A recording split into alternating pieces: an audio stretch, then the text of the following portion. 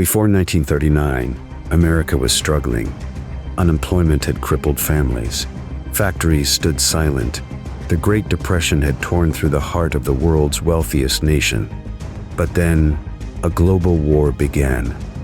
And what looked like a catastrophe for humanity became the turning point for the United States.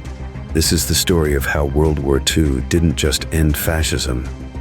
It quietly made America rich and transformed it into the greatest economic and military power in history. 20,000 unemployed filled the streets of Chicago.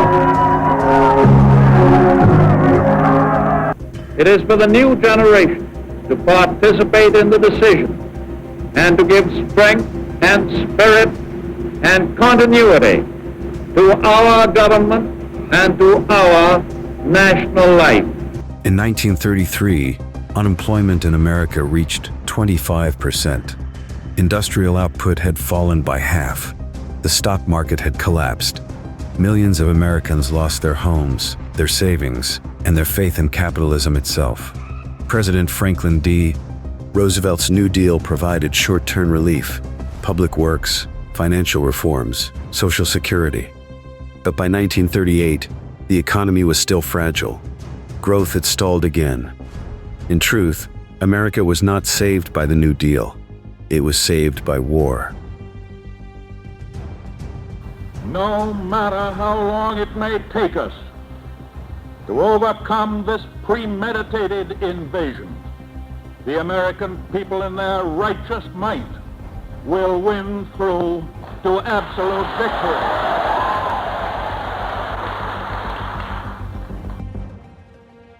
When World War II broke out in Europe in 1939, the United States initially stood aside.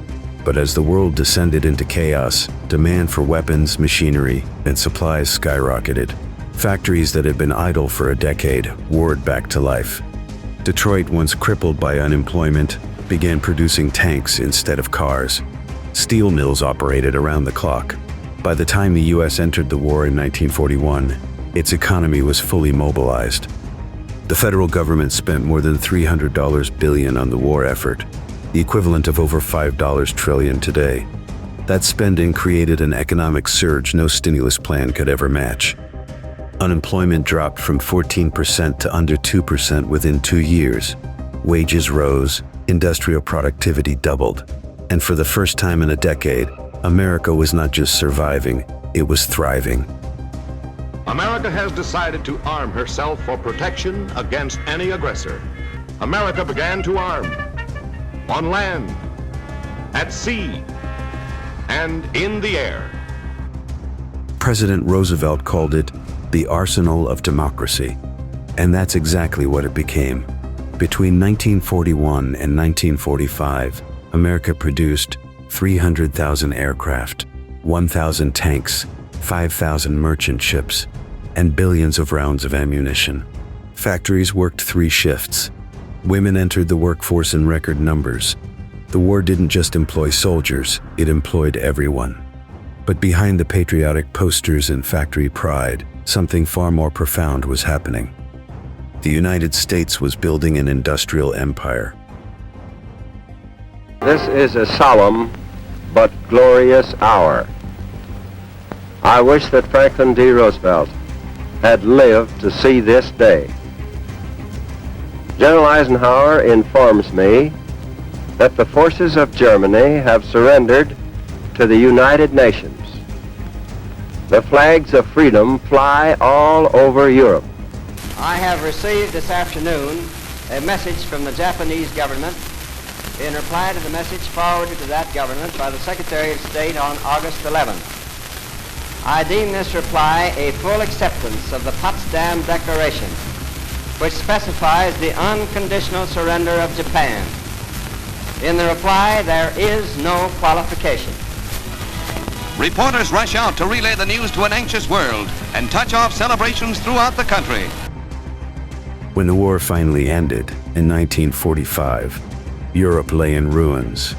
Germany, Italy, Japan, their economies were shattered. The Soviet Union had lost more than 25 million people. But the United States, its mainland was untouched. and its factories were still humming at full capacity. America now controlled half of the world's industrial output and held 2/3 of global gold reserves.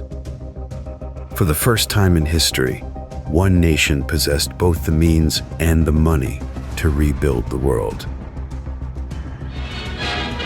Representatives of 28 countries, with Lord Halifax signing for the United Kingdom, meet in the conference room of Washington's State Department for the signing of the Bretton Woods Monetary Agreement. Authorized by President Truman to sign for the United States was Secretary of the Treasury, Mr. Vinson. Theoretically, Bretton Woods is an international pool of the goodwill of nations subscribing to the agreement. In July 1944, as the war neared its end, global leaders gathered at a small resort in New Hampshire, Bretton Woods. Their goal, to rebuild the shattered world economy. Their result, to make the US dollar the center of global finance. Under the Bretton Woods Agreement, every major currency was pegged to the dollar, and the dollar was pegged to gold. This meant that if you wanted to trade, invest, or rebuild, you needed US dollars. And America had more of them than anyone else. The United States didn't just win the war on the battlefield, it won the peace with economics. With industrial dominance came cultural and political power.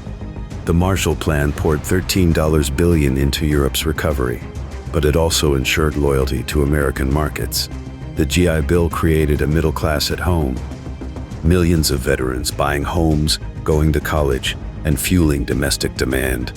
Meanwhile, U.S. corporations like General Motors, Boeing, and IBM expanded globally. Hollywood, Coca-Cola, and the dollar became symbols of the new order. By 1950, the United States produced more goods than all of Western Europe combined. It was the undisputed leader of the free world, economically, militarily, and culturally. World War II was humanity's darkest chapter, but for America, it was the dawn of a new age. It erased the scars of the Great Depression, rebuilt its industries, and cemented its role as the world's financial backbone. The war didn't just end tyranny, it built an empire of prosperity, one that still shapes the global economy today. Because sometimes, the greatest fortunes are forged not in peace, but in the fires of war.